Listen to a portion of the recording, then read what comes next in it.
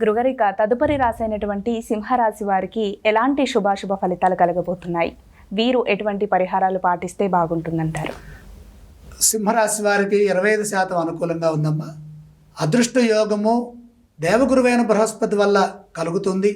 దాన్ని సద్వినియోగం చేసుకోవడం ద్వారా మరింత శుభాన్ని పొందే అవకాశం ఉంటుంది. ఈ సంవత్సరంలో కొంత మార్పు సహనం అవసరం. సంవత్సరం అంతా అష్టమ శని ప్రభావం ఉన్నది కాబట్టి జాగ్రత్తగా ఉండాలి. పనుల్లో జాప్యము జరగకుండా చూసుకోవాలి. వృత్తిపరమైన ఒత్తిడి లేకుండా ప్రణాళికలు సిద్ధం చేయాలి. శారీరక శ్రమ అధికంగా ఉంటుంది కాబట్టి ఒక పని ఒక్కసారే చేయాలి.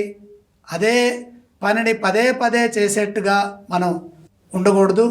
కాబట్టి పనుల నిర్వహణలో ముందస్తు జాగ్రత్తలు ప్రణాళికలు అవసరం.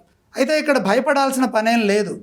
జూన్ 2 వరకు గురువు లాభస్థానంలో ఉండటం వల్ల పెద్ద రక్షా కవచంలా గురుబలం సంవత్సరం ప్రారంభం నుండే రక్షిస్తూ ఉంటుంది. ముఖ్య కార్యక్రమాల్లో దైవ బలం సహకరిస్తుంది. సమిష్టిగా నిర్ణయాలు తీసుకొని సకాలంలో బాధ్యతలని నిర్వర్తించడం ద్వారా ఉత్తమ ఫలితాలు సాధిస్తారు. విద్యార్థులు ఏకాగ్రతతో విద్యను అభ్యసించడం ద్వారా గురుబలం సత్ఫలితాలను ప్రసాదిస్తుంది. అదేవిధంగా ఉద్యోగపరంగా వ్యాపారపరంగా ఆశించిన ఫలితాలు సిద్ధిస్తాయి. వ్యాపారంలో అధిక లాభాలు ఉంటాయి. మీ ప్రయత్నాలు విజయవంతమవుతాయి. ముఖ్యంగా వృత్తి ఉద్యోగ వ్యాపారాల్లో నైపుణ్యం పెరుగుతుంది. పూర్వార్థం బ్రహ్మాండంగా ఉండబోతోంది.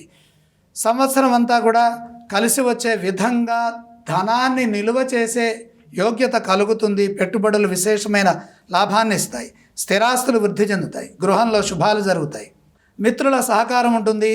జూన్ నుండి గురువు ద్వాదశ సంచారము, రాహు సప్తమ సంచారం వల్ల వ్యాపారంలోనూ వైవాహిక జీవితంలోనూ చిన్న చిన్న ఇబ్బందులు గోచరిస్తున్నాయి. సాంకేతిక లోపం లేకుండా, ఇంట్లో వారితో విసుక్కోకుండా, వ్యాపారంలో విసుగుని ప్రదర్శించకుండా శాంతంగా చిరునవ్వుతో ముందుకు సాగాలి. జీవిత భాగస్వామి పట్ల గౌరవంగా వ్యవహరించాలి. అలాగే వారి ఆరోగ్యంపై కూడా శ్రద్ధ అవసరం.